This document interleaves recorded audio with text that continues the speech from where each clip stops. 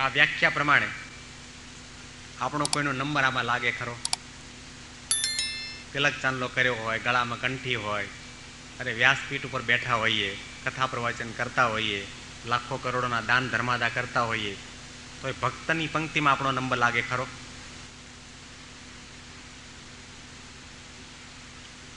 સુખમાં ભગવાન યાદ આવે ત્યારે સમજવું કે આપણે ભક્ત ખરા. સુખ મેં દુઃખ મેં સુમિરન સબ કરે, સુખ મેં કરે ન કોઈ. જો સુખ મેં સુમિરન કરે તો દુઃખ કાહે કો હોય. દુઃખમાં બધા ભગવાનને યાદ કરે, પણ સુખની અંદર ભગવાન યાદ આવે ત્યારે સમજવું કે આપણે ભક્ત સાચા. ઘણી વખત વિચાર થાય ભગવાને આ સૃષ્ટિનું સર્જન કર્યું, એની અંદર સુખની સાથે સાથે દુઃખ કેમ બનાવ્યું? દુઃખ બનાવવાની જરૂર શું છે? ભગવાને બહુ મોટી કૃપા કરી છે. જો ભગવાને દુઃખ ન બનાવ્યું હોત તો આ પારાયણનું આયોજન ન થયું હોત. ભગવાને દુઃખ ન બનાવ્યું હોત તો દુનિયામાં એક પણ મંદિર ના હોત.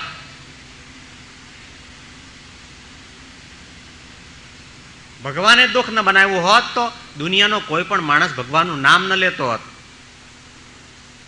ભગવાને દુઃખનું નિર્માણ કરીને દુનિયાના તમામ મનુષ્યોના માટે મહાન ઉપકારનું કાર્ય કર્યું છે. દુઃખમાં ભગવાન યાદ આવે, સુખમાં નથી આવતા. અને કદાચ એમ માનતા હોય કોઈ કે અમારે તો મોટર ગાડી બંગલા બધું જ છે ને ભગવાનનું નામ લઈએ, ભગવાનની પૂજા કરીએ, પણ એ ભજન ન કહેવાય, એ ભગવાનનું સ્મરણ ન કહેવાય. 1969ની સાલમાં અમારે મુંબઈની અંદર એક ધરતીકંપ થયેલો. ત્યાં આગળ દાદરમાં અક્ષર ભવન, તે વખતે જૂનું મંદિર, યોગીજી મહારાજ ત્યાં બિરાજમાન હતા. અને એ ધરતીકંપ બરાબર બારસના દિવસે સવારના 4:30 વાગે થયેલો. આગલા દિવસે એકાદશીના સૌને નિર્જળા ઉપવાસ, એટલે ઉપવાસ હોય એટલે સૌ વહેલા ઉઠે. ને આમાં યોગીજી મહારાજ ત્યાં બિરાજમાન હતા એટલે 5 વાગે તો મંગલ પ્રવચન ચાલુ થઈ જાય એટલે બધા તૈયાર થવું જ પડે. કેટલાક સ્નાન કરતા હતા, કેટલાક પૂજા કરતા હતા, કેટલાક નીચે જઈને લીંબુનું શરબત બનાવતા હતા, અને કેટલાક શરબત બનાવ્યા પછી પીવાની તૈયારી કરતા હતા. તે વખતે ધરતીકંપ થયો.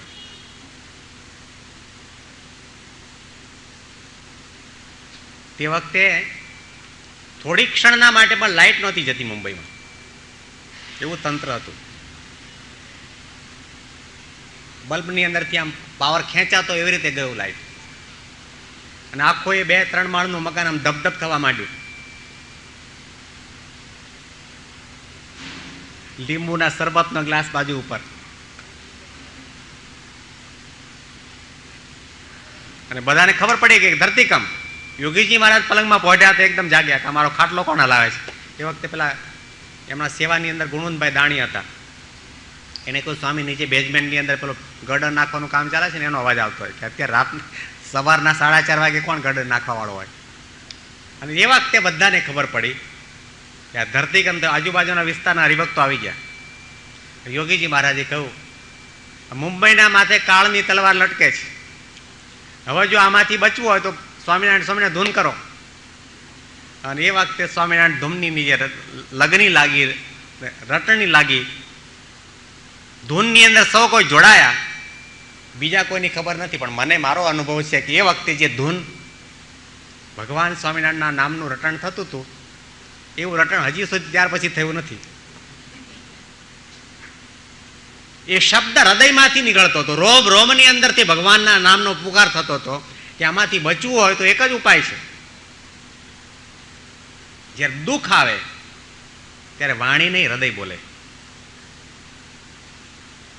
વાણી દ્વારા ભગવાનના નામનું રટણ કરવામાં આવે. એ શબ્દમાં કોઈ તાકાત નથી ભગવાન સુધી, ભગવાનના ધામ સુધી એ શબ્દ પહોંચી શકે.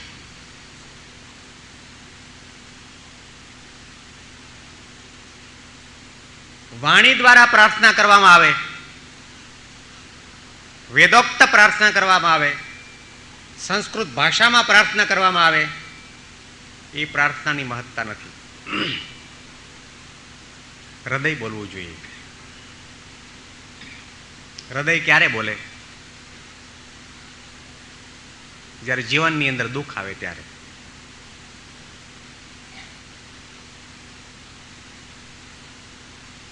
સુખની અંદર બોલીએ પરંતુ માત્ર વાણી બોલે છે. સુખની અંદર દર્શન કરીએ છીએ માત્ર આંખો કરે છે. સુખની અંદર કથા સાંભળીએ છીએ માત્ર કાન સાંભળે છે. પરંતુ જીવનમાં જ્યારે દુઃખ આવે આપણું હૃદય કાન ઉપર આવીને બેસી જાય, આપણું હૃદય આંખ ઉપર આવીને બેસી જાય. હૃદય દ્વારા દર્શન થાય, હૃદય દ્વારા ભગવાનની પ્રાર્થના થાય અને એ પ્રાર્થના સાચી છે. બહુધા આપણે વાણી દ્વારા બાહ્ય રીતે જ પ્રાર્થના કરતા હોઈએ છીએ અને એ વાણીમાં એ શબ્દોની અંદર કોઈ તાકાત નથી કે ભગવાન સુધી એ શબ્દ પહોંચી શકે.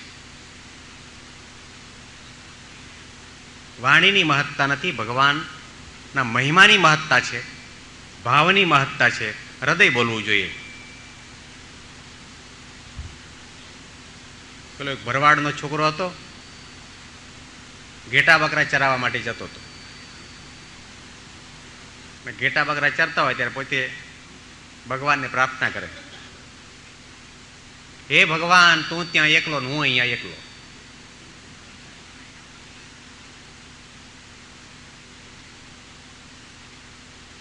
તું ત્યાં એકલો, હું અહીંયા એકલો જંગલમાં. મારા માથામાં ટોલા પડ્યા છે એમ તને ટોલા પડ્યા હશે. તું એક કામ કર, મને ત્યાં બોલાવી લે, તું તારા માથાના ટોલા વીણી આપું. એટલે કાં તો તું અહીંયા આવી જા, મારા વીણી આપું. કેવી પ્રાર્થના કરે? તું ત્યાં એકલો અને હું અહીંયા એકલો. ભારતના ભરવાડના મુખની અંદર કેવા શબ્દો નીકળ્યા તમે જુઓ. વેદો અને શાસ્ત્રો વાંચીને, પ્રવચન અને પારાયણ સાંભળીને જે કંઈ સમજવાનું છે, સાંભળવાનું છે, જીવનમાં સિદ્ધ કરવાનું છે, એક જ વાક્ય, આપણે એકલા છીએ. આવું સમજાય છે, આપણને મનાય છે.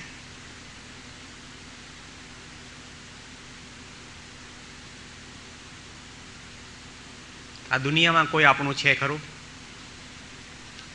જેને આપણે આપણા પોતાના માનીએ છીએ એ આપણા ખરા?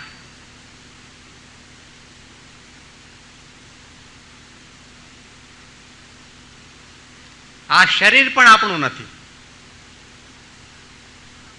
ધનાની ભૂમો પશવશ્ચ ગોષ્ઠે નારી ગૃહદ્વારે સખા શ્મશાને દેહશ્ચિતાયામ પરલોક માર્ગે કર્માનુગો ગચ્છતિ જીવ એક. જીવાત્મા જ્યારે દેહનો ત્યાગ કરી ઉપર ચાલ્યો જાય છે ત્યારે ધનાની ભૂમો, પહેલાના સમયમાં બેંક બેલેન્સ, બેંકની વ્યવસ્થા નહોતી બધી. લોકો પૃથ્વીમાં ઘડાની અંદર ભરીને દાંટી રાખી દેતા, પૃથ્વીમાં પડ્યું રહેતું. ધનાની બેંક કે અત્યારે કોઈને કહેવાય નથી રહેતા ક્યારે હાર્ટ એટેક આવે ઉપડ્યો.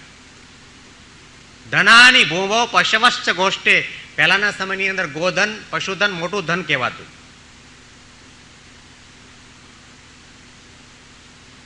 એ ગાયો ભેંસો હોય કે કરોડો અબજો રૂપિયા હોય એ ત્યાંના ત્યાં પડી રહેવાના છે, સાથે નથી આવતા. નારી ગૃહદ્વારી, પોતાની પ્રાણ પ્યારી ધર્મપત્ની ઘરના દરવાજા સુધી જ આવે છે, એ સ્મશાન સુધી નથી આવતી. સખા સ્મશાયામ, અને મિત્ર પરિવાર સ્મશાન સુધી. દેહશ્ચિતાયામ, અને દેહ ચિતાની અંદર બળીને ભસ્મીભૂત થઈ જાય છે. કોણ કોનું છે? એનો અર્થ એ નથી કે આપણે ઘેરે ન જવું અત્યારે સભા પછી. જવું, વ્યવહાર કરવો, પરંતુ હૈયાની અંદર તો એક આ ગાંઠ મારવી જ પડશે, વાળવી જ પડશે, સમજવું જ પડશે. આ જ્ઞાનની ભૂમિકા સિદ્ધ કરવી જ પડશે કે આ દુનિયાની અંદર ભગવાન અને સંત સિવાય મારું કોઈ નથી, હું એકલો છું. એ પ્રાર્થનાની અંદર તાકાત ક્યારે આવે?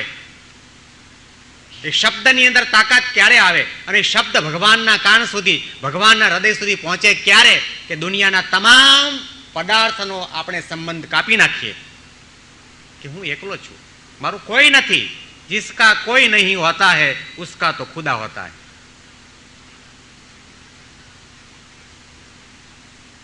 જ્યારે આપણે માનીએ, મંદિરમાં જઈને પ્રાર્થના કરીએ, વંદન કરીએ, પ્રભુ ભાવ ધરીએ, અહોનિશ દર્શન દેજો રે મૂર્તિ અંતરમાં રહેજો, તમારી મૂર્તિ વિના મારા નાથ રે બીજું મને આપશોમાં. ઘણા બધા શબ્દો આપણે ગાઈએ, પણ ગાતી વેળાએ આપણને એમ થાય છે કે મારી પાસે કરોડ રૂપિયા છે, હું આટલું ભણેલો છું, મારી આ લોકમાં આટલી પ્રતિષ્ઠા છે. આ પ્રકારના ભાવો સાથે જો આપણા હૈયામાંથી કે વાણી દ્વારા શબ્દો નીકળતા હોય, શબ્દોમાં તાકાત નથી હોતી. જે એમ માને આ દુનિયાની અંદર મારો ઉદ્ધાર કરનાર, કલ્યાણ કરનાર, માયામાંથી મુક્ત કરનાર ભગવાન અને સંત સિવાય બીજું કોઈ નથી, એવી પ્રકારે જો બોલવામાં આવે, પ્રાર્થના કરવામાં આવે તો ભગવાન જરૂર સાંભળે છે. ભરવાડનો છોકરો પ્રાર્થના કરે છે. એક મહાત્માજી ત્યાંથી પસાર થયા અને આ પ્રાર્થના સાંભળીને એને કહ્યું, એ મૂરખ, શું કરે છે તું? કે પ્રાર્થના કરું છું. અરે પણ આવી પ્રાર્થના હોય? તને ટોલા પડ્યા ને એને ટોલા પડે, આવી રીતે પ્રાર્થના ન હોય. ચાલ બેસી નીચે, હું તને પ્રાર્થના શીખવાડું છું. પદ્માસન વાળ. એ પેલા એ જિંદગીમાં કોઈ દિવસ પદ્માસન વાળેલું નહીં. પદ્માસન વાળાવ્યું અને કહું હાથ જોડને આંખો બંધ કર. અને પછી સંસ્કૃતના શ્લોકો ગવડાવવાની શરૂઆત કરી. આકાશવાણી થઈ. ભગવાને કહ્યું કે હે મહાત્માજી, આને ક્યાં ઊંધા રવાડે ચડાવો છે? અત્યાર સુધી એની તમામ પ્રાર્થનાઓ સાંભળતો હતો, હવે નહીં સાંભળું.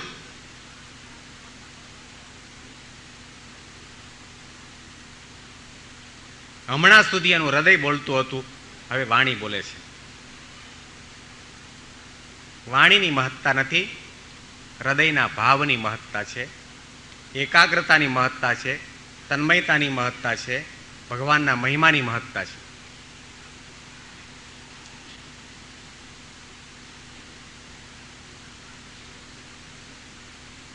એટલા માટે કહું ને કે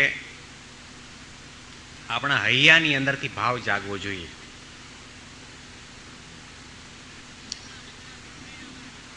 ગળું નરવું હોય, સારો કંઠ હોય, સંગીતનો સાથ હોય, કલાક, 2 કલાક, 5 કલાક સુધી કીર્તનો ગાયા કરે. મીરાબાઈના ગાય, નરસિંહ મહેતાના ગાય, પ્રેમાનંદ સ્વામી અને બ્રહ્માનંદ સ્વામીના કીર્તનો ગાય. અને ગાવા વાળો શું ગાય? મેરે તો ગિરધર ગોપાલ દૂસરો ન કોઈ, મેરે તો ગિરધર ગોપાલ દૂસરો ન કોઈ. આ એક પંક્તિઓ પર કલાક ચલાવે. ગાય છે, બરાબર ગાય છે.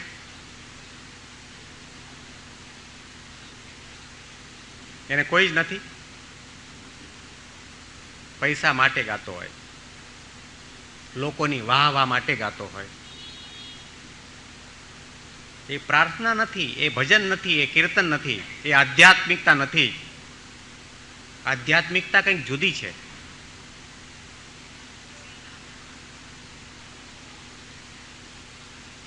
એટલા માટે જયંત પાઠકે પોતાની કવિતામાં બહુ સરસ લખ્યું છે. કોકના તે વેણને વીણી વીણીને વીરા ઊંચી ઉધારા ન કરીએ. કોકના તે વેણને વીણી વીણીને વીરા ઊંચી ઉધારા ન કરીએ. હૈયે ઉગે તેવી હૈયાની વાતને ફૂલ જેમ પરમતી ધરીએ. કોઈનું ઉછીનું લઈને માગીને વાપરીએ ને એમાં આનંદ ના આવે.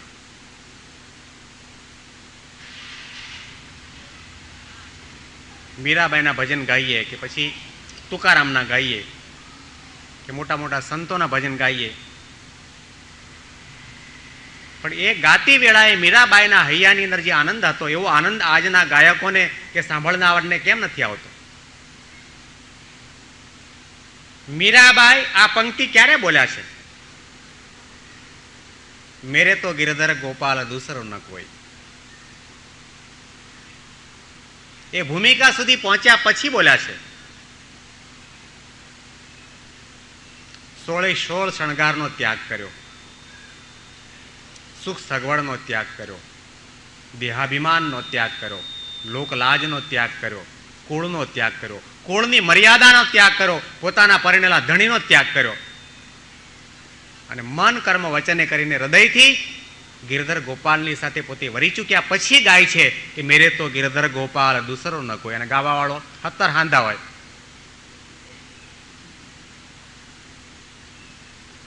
કોકનાતે વેણને વીણી વીણીને વીરા ઉછી ઉધારા ન કરીએ, હૈયે ઉગે તેવી હૈયાની વાતને ફૂલ જેમ ફોરમથી ધરીએ. હૃદયમાં જે ભાવ જાગે, ભાષાની નહીં ભાવની મહત્તા છે. લોકોની એવી માન્યતા કે નહીં સંસ્કૃતમાં પ્રાર્થના કરવામાં આવે તો જ ભગવાન સાંભળે. ભૂલી જા, સંસ્કૃતમાં પ્રાર્થનાની મહત્તા નથી. ભાષાની નહીં ભાવની મહત્તા. કોઈ પણ ભાષાનો શબ્દ હોય એમાં જો ભાવ ભેળવી દેવામાં આવે તો એનો એ શબ્દ મહામૂલ્યવાન બની જાય, ભક્તિરૂપ બની જાય અને ભગવાનને દોડતા દોડતા તમારી પાસે આવીને ઉભા રહેવું પડે. હૈયે ઓગે તેવી હૈયાની વાતને ફૂલ જેમ ફોરમથી ધરીએ.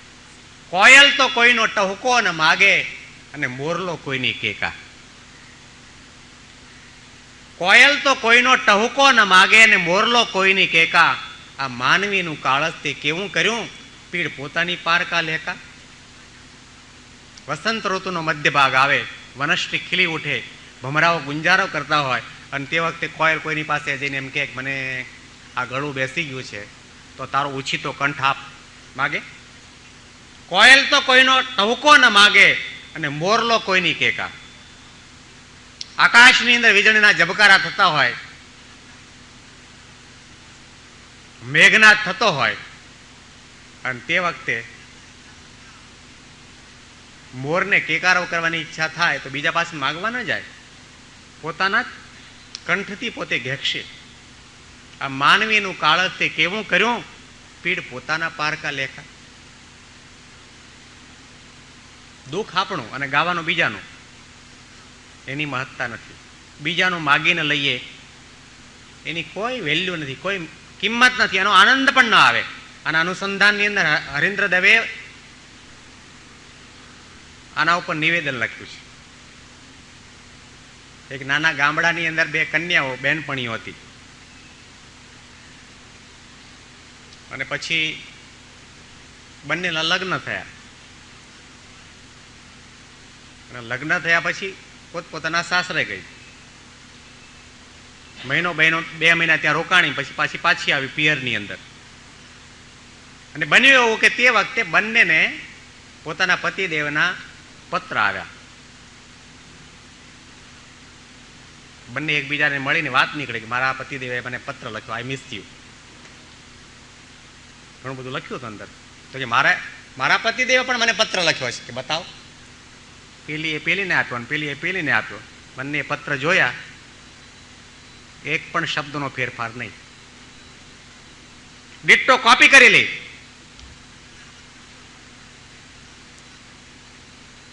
અને બંનેના હૈયાની અંદર જે આનંદ હતો એ ઓસરી ગયો. હૈયાની ભાષા નહોતી. એક બુક આવે છે ને લવ લેટર, એમાંથી બેઠી કોપી કરેલી, બંનેના સરખા પત્ર. એનો આનંદ ના આવે. પેલો છોકરો કોઈની જાનમાં ગયો ને, ગરીબનો છોકરો હતો, જાનમાં ગયો, બાજુવાળાને ત્યાંથી માગીને ઘરેણા ને કપડાં લઈ ગયેલું જાનમાં. સામે ગામ જાન ગઈ ને આ ભાઈએ શણગાર સજ્યા બધા પોતાના. હવે લોકો તો ઓળખતા જ નહોતા ત્યાં બાજુના ગામવાળા કે આ પૈસાદાર છે, ગરીબ છે, કેમ છે. સૌ કે વાહ શું કપડાં છે ને શું ઘરેણા ને શું દાગીના છે. પેલો મનમાં વિચાર કરે કે આ તો માગેલા છે, ઘેર જઈને પાછા જ આપવાના છે. માગેલું વાપરીએ એનો આપણને આનંદ ના આવે. હૈયું બોલવું જોઈએ. અને હૈયું ક્યારે બોલે? જ્યારે આપણા જીવનની અંદર દુઃખ આવે ત્યારે. દુઃખ આવે ત્યારે આપણને સમજાય છે ભગવાનનો મહિમા, આપણને સમજાય છે કે આની અંદરથી મુક્ત કરવા વાળી શક્તિ કોઈ પણ તત્વની અંદર હોય તો પરમાત્માની અંદર છે. આપણે બોલીએ તો ખરા, પણ વાણી બોલે છે, હૃદય નથી બોલતું. અમેરિકાની અંદર એક બહુ ઊંચું મકાન હતું અને મકાનના બહારની દિવાલના ભાગ ઉપર પેન્ટિંગનું કામ ચાલતું હતું, કલર કામ, રંગકામ ચાલતું હતું. પેલો પેન્ટર ઉપર ચડ્યો અને છેક 17મા માળની દિવાલ સુધી પહોંચ્યો ઉપર. અને ઉપર ગયા પછી એને ખ્યાલ આવ્યો કે આ તો મારું બ્રશ નીચે રહી ગયું છે, હવે પાછું નીચે ઉતરવું કઈ રીતે? એટલો દાખલો કોણ કરે? એ રોડ ઉપરથી ઘણા બધા માણસો પસાર થતા હતા. ઉપરથી બોલે કોણ સાંભળે? એટલે એને થયું કે લાવો ને મારા ખિસ્સામાં પેલા પૈસા છે, કોઈન, એ નીચે ફેંકું. કોઈ ઉપર જુએ એટલે એને કહી દઉં કે આ દોરી લટકાવું છે, એની સાથે બ્રશ બાંધી દે, હું ખેંચી લઈશ. ઉપરથી એક કોઈન ફેંક્યો એને. માણસે નીચે પૈસો પડેલો જોયો ને એટલે નીચે વાળી લઈ ખિસ્સા મૂકીને હાલતો થયો.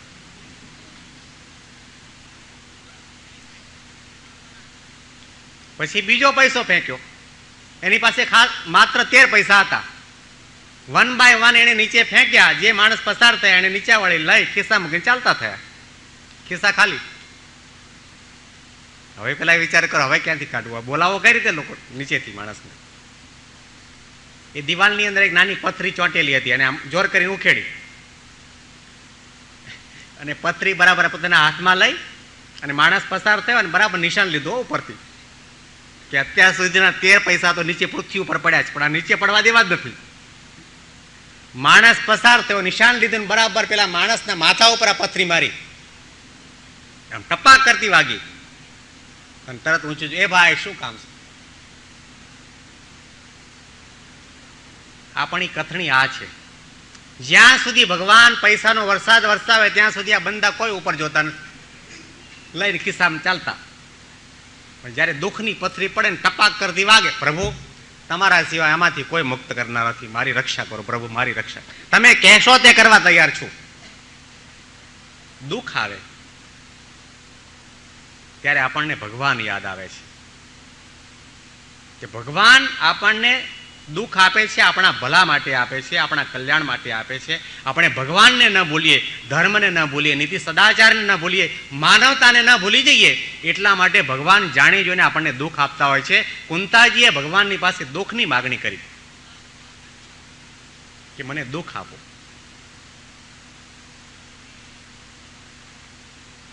કુંતાજી દુઃખ માંગ કે લીનો, યહી ભક્ત કી રીતિ વે.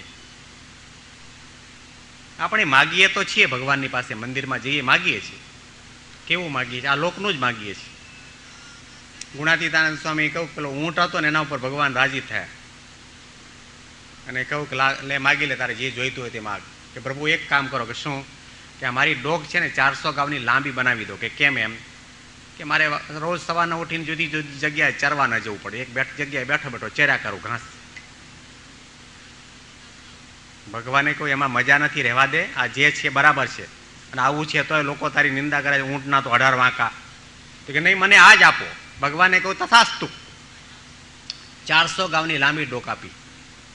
એક જગ્યાએ બેઠો બેઠો ઘાસ ચરે તો ખરો. સિંહ, વાઘ, વરુ, ચિત્તા વિચાર કરવા માંડ્યા કે આ નવું પ્રાણી કયું આવ્યું અંદર. વચ્ચેથી જ કાપી, મહિના સુધી ઉજાણી કરી, 400 ગાઉની લાંબી ડોકને કઈડી ખાધી અને પેલો રીબાઈ રીબાઈને મર્યો. માણસનું આવું છે, માગે છે પરંતુ માગતા નથી આવડતું.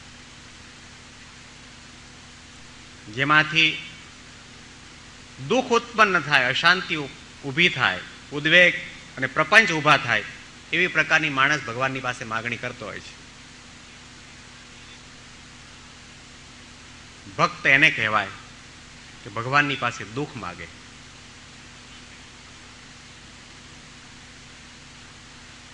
વિદ્વાનો એમ કહે છે કે જીવનની અંદર સુખ સાચું ક્યારે મળ્યું કહેવાય કે વિષ્ણોહો સ્મરણમ સંપત્તિ, વિષ્ણોહો વિસ્મરણમ વિપત્તિ. ભગવાન ભૂલાય એનાથી દુનિયામાં કોઈ મોટું દુઃખ નથી, અને ભગવાનનું અખંડ સ્મરણ રહ્યા કરે એના સમાન દુનિયામાં કોઈ મોટું સુખ નથી. ભગવાનની પાસે એ માગવું કે અમે તમને ક્યારે ભૂલીએ નહીં.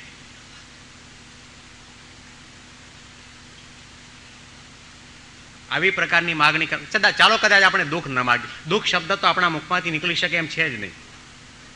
હું તો ઘણી વખત વાત કરું કે આટલી મોટી સંખ્યાની અંદર અહીંયા સૌ આપણે બેઠા છીએ, વર્ષોથી મંદિરે જઈએ છીએ અને કેટલાક તો ભારતની તીર્થયાત્રા કરવા માટે કેટલી વખત ગયા હશે, કેટલા સાધુ સંતો પાસે ગયા હશે, ભગવાનના મંદિરમાં ગયા હશે.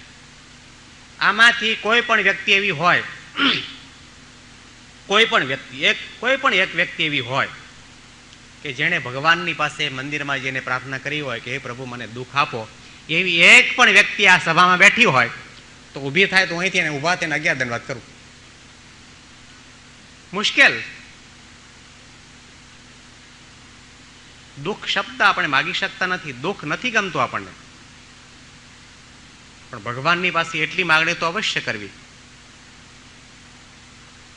અહોની સદારશાન દેજો રે મૂર્તિ ચૈતન મારે જો.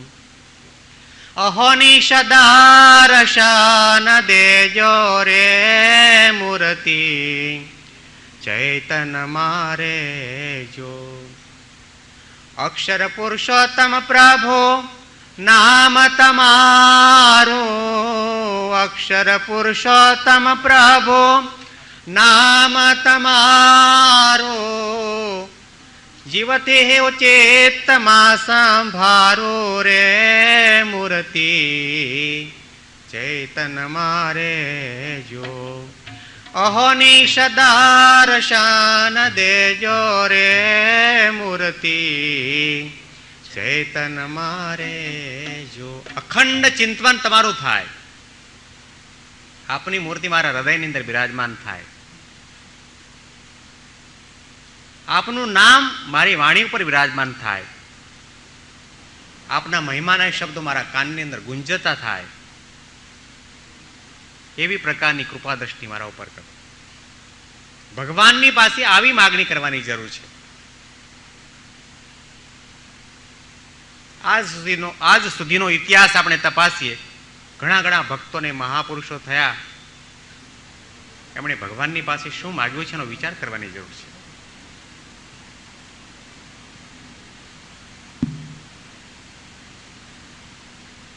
ભગવાન સ્વામિનારાયણના સમયની અંદર કેટલાક સંતો ફરતા ફરતા કચ્છની અંદર ગયા, અને કચ્છની અંદર એક ધાપ કરીને ગામ છે. એ ગામની અંદર એક હરિભક્તનું ઘર, એટલે સંતોને થયું કે આપણે એક હરિભક્તને ત્યાં જઈએ. હરિભક્તના ઘરના દરવાજા ઉપર ટકોરો માર્યો, નાના બાળક હતો, એને દરવાજો ખોલ્યો, એને કહ્યું પધારો સ્વામી, પધારો પધારો.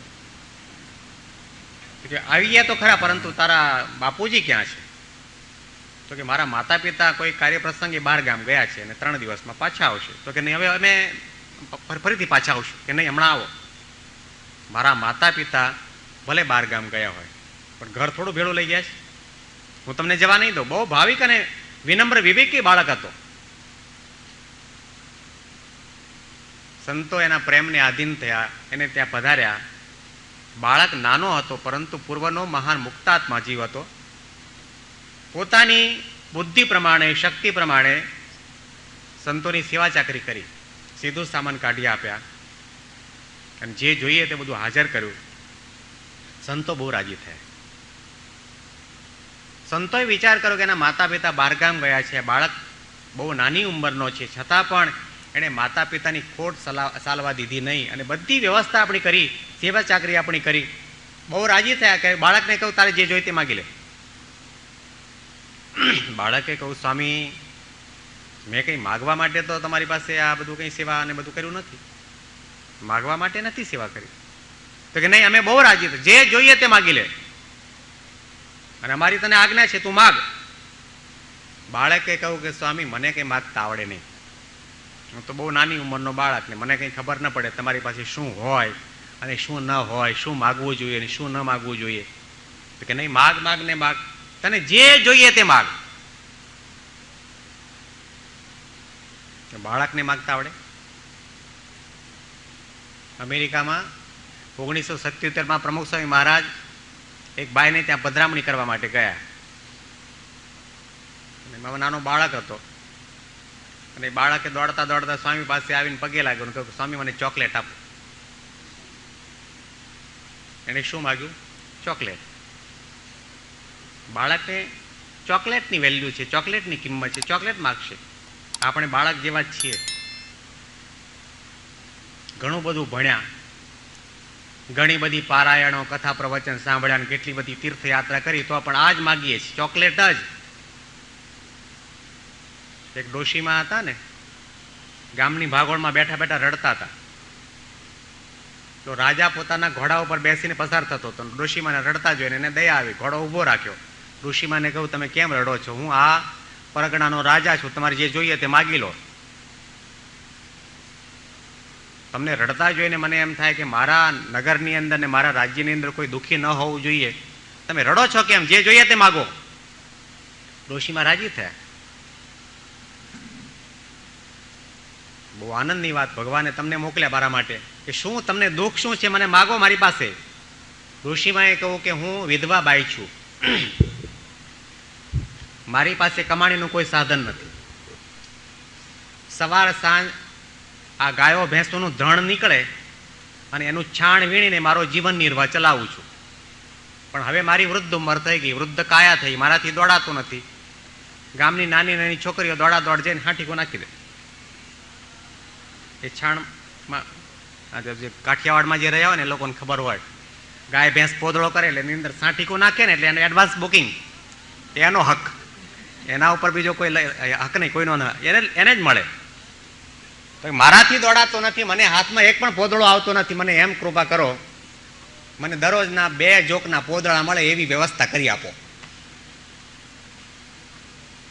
એક જોકની અંદર 50-60 ગાયો ભેંસો હોય, 2 જોકના ગાયો ભેંસોના પોદળા મળે એવી વ્યવસ્થા કરી આપો. કે તથાસ્તુ. આપણું ડોશીમાં જેવું છે. આટલી પારાયણો સાંભળ્યા પછી પણ ભગવાનના મંદિરમાં જઈને એ જ પ્રાર્થના કરીએ છીએ, પ્રભુ બંગલો થઈ જાય, પોદળો, મોટો પોદળો, ગાડી મળી જાય, મોટો પોદળો, કરોડો રૂપિયા મળી જાય, મોટો પોદળો. ભગવાનની પાસે ને સંતની પાસે શું માગવું જોઈએ? આ બાળકની કથા ને કથણી સાંભળો, ખ્યાલ આવે. બાળકે કહ્યું સ્વામી મને કંઈ માગતા ના આવડે. કે નહીં, માગ માગ ને માગ, જ્યાં સુધી તું નહીં માગે ત્યાં સુધી અમે આ ઘરથી, તારા ઘરથી બીજે ક્યાંય જવા, તો બહુ કૃપા કરી, અહીંયા જ રોકાઈ જાઓ. બાળક હોશિયાર હતો. ફરીથી કહ્યું કે નહીં, માગી લે, અમારી આજ્ઞા છે.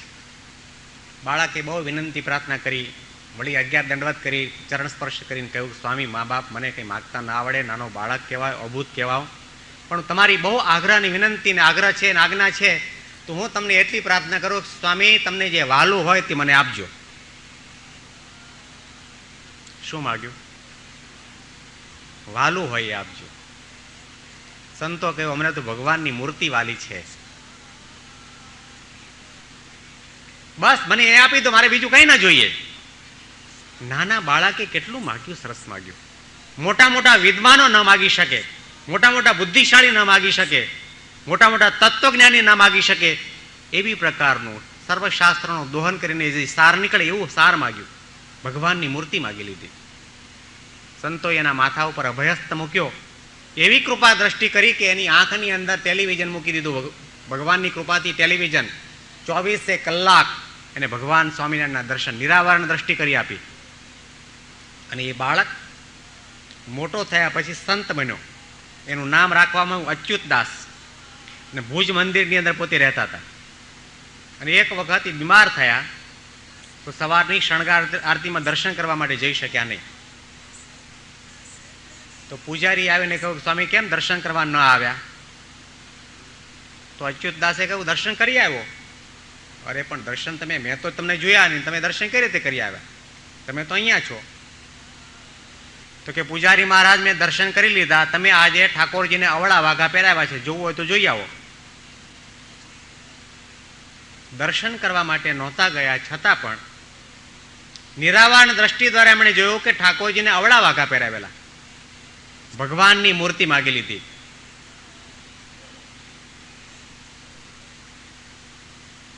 આનું નામ માગ્યું કહેવાય. કુંતાજીએ ભગવાનની પાસે દુઃખની યાચના કરી. આપણે કદાચ દુઃખ ન માગી શકીએ, પણ દુઃખને મુક્ત કરનાર, દુઃખમાંથી મુક્તિ અપાવવાની શક્તિ જેની પાસે છે એવા સંતનો સમાગમ માગીએ, ભગવાન માગીએ, ભગવાનની મૂર્તિ માગીએ, ભગવાનનું સુખ માગીએ.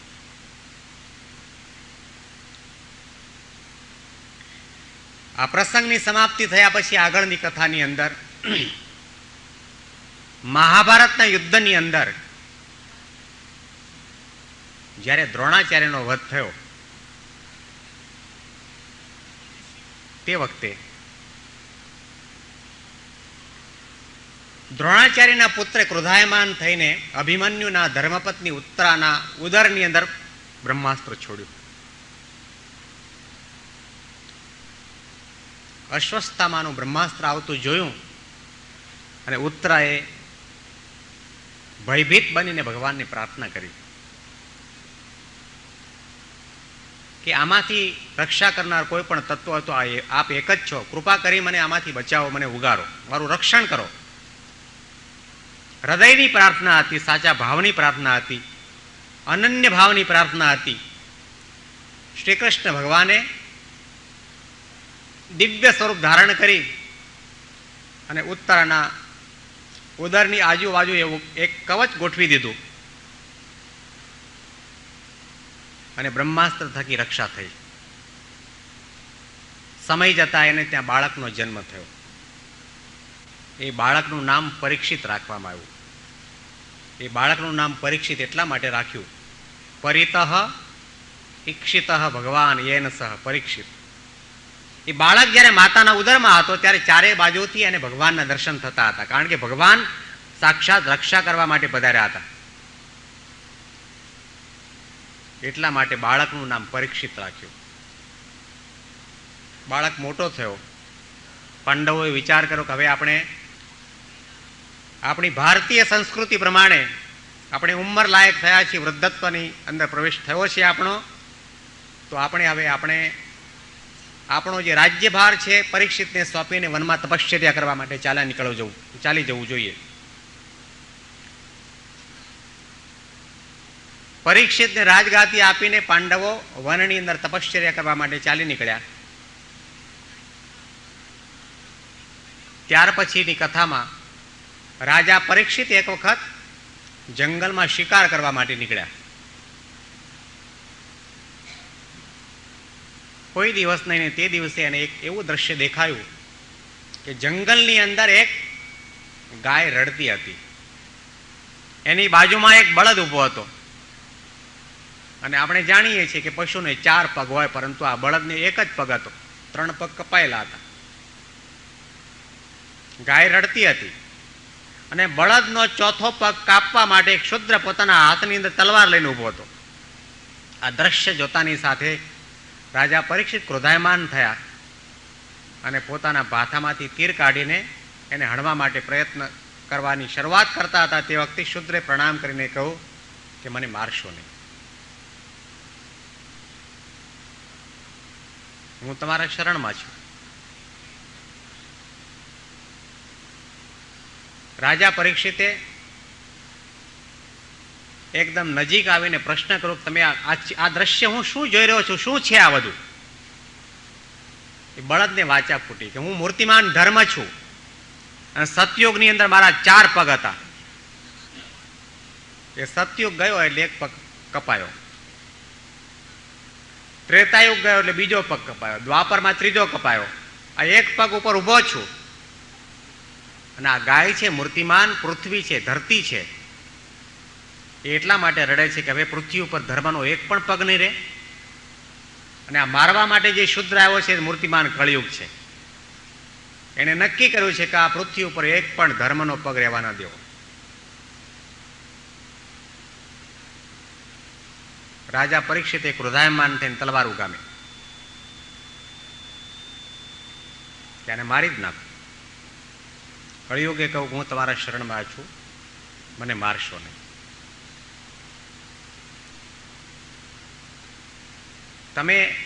તમારા રાજ્યની અંદર રહેવા માટે મને 4 સ્થાન નક્કી કરી આપો, એમાં મને રાખો. તો તમારા લાભની વાત હું એ કરું છું. સતયુગમાં, ત્રેતાયુગમાં, દ્વાપરયુગની અંદર કેટલા વર્ષો સુધી તપશ્ચર્યાના સાધના કરવામાં આવે, છતાંય કલ્યાણ નહોતું થતું, મુક્તિ નહોતી થતી, ભગવાનનો સાક્ષાત્કાર નહોતો થતો.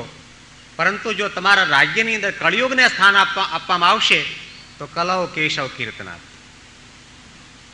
કળિયુગમાં ભગવાનનું નામ લેવાથી કલ્યાણ થાય, સાધના તપશ્ચર્યા કરવાની જરૂર નથી. પરીક્ષિતે વિચાર કરો કે આ તો બહુ આનંદની વાત છે. પરીક્ષિતે કહ્યું 4 તને રહેવા માટે હું 4 સ્થાન આપું છું, એની અંદર તારે રહેવાનું. દ્યુતમ પાનમ સ્ત્રીય સોના યત્રા ધર્મશ ચતુર્વિધ.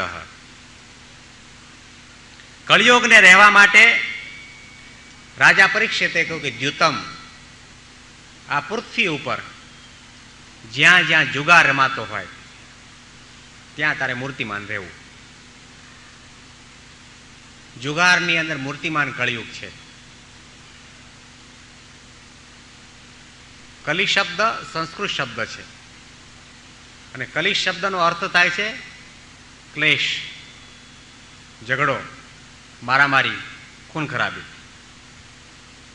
હમણાં અમે સ્વામી સાથે અહીંયા રસ્તામાં ચાલતા આવતા હતા. જાળીવાળી દુકાન જોઈ મેં, જાળીવાળી. મેં પૂછ્યું આવી દુકાન તો મેં પહેલી વખત જોઈ. આ જાળીવાળી દુકાનમાં શું વેચાય છે? શું? તો કે એમાં શરાબ વેચાય છે. કે અંદર વેચવા વાળો સેફ રહે ને.